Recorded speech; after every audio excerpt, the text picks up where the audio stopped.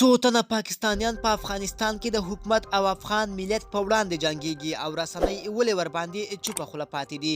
د ملګرو ملتونو تازه راپور کې چې د می میاشتې په 9 خپور شو یادونه شوې ده چې د اټکل له مخې په افغانستان کې دا مهال د 55,000 او 85,000 ترمن طالب جنګیالي موجود دي. د ملګرو ملتونو راپور وایي چې دا مهال د 8,000 او 10,000 ترمن بهرني جنګیالي هم په افغانستان کې موجود دي چې 6,500 پاکستانیان دي.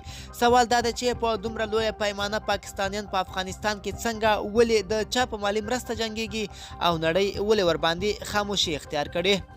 د دې راپور په اساس د القاعده ډله د افغانستان په 12 ولایتونو کې فعالیت لري او د 400 او 600 ترمن جنګیالي لري. راپور وایي چې طالبانو د امریکا سره د سولې د تړون پر مهال په دوامداره توګه د القاعده ډلې سره سلا مشورې کولې او هغوی ته یې ډاډ ورکړی چې تاریخي روابط به ورسره پالي. د طالبانو مالي سرچینې د نشهیي توکو کرکیلي او قاچاق بیا هم په افغانستان کې د طالبانو یوه لویه عایداتي منبع یاده شوې ده. د ملګرو ملتونو راپور وایي چې طالبان د نشهیي توکو د قاچاقو او تولیداتو له لارې پیسې ترلاسه کوي او دا یې لویه عایداتي سرچینه ده. بل خواته هندي رسنۍ هندو خبر ورکوي چې پروسه کال د پنجاب په واګه اتاري پوله د 532 کیلوګرامه هیروینو نیولو په اړه څېړنو په ډاګه کړې چې هغه شبکه چې د پاکستان له لارې د مخدره توکو بار د مالګې د کانونو د پټیو منځ کې هند ته د اړولو په وخت کې ونیول شوه.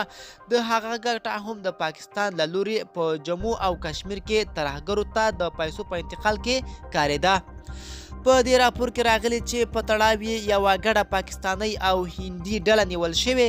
په نیول شوي کسانو کې ماسټرمن رنجیت سنگ رانا، طارق لون، د هغه پاکستاني مشتاتره فاروق لون، اجي گپتا، پاکستاني اتباع ساحل او صاحب نور شامل دي او 4 تجارتي شرکتونه هم ورسره د هیروینو په انتقال کې مرسته کړې چې په اصل کې دغه شرکتونه د ISI له لوري مخته وړل کېږي.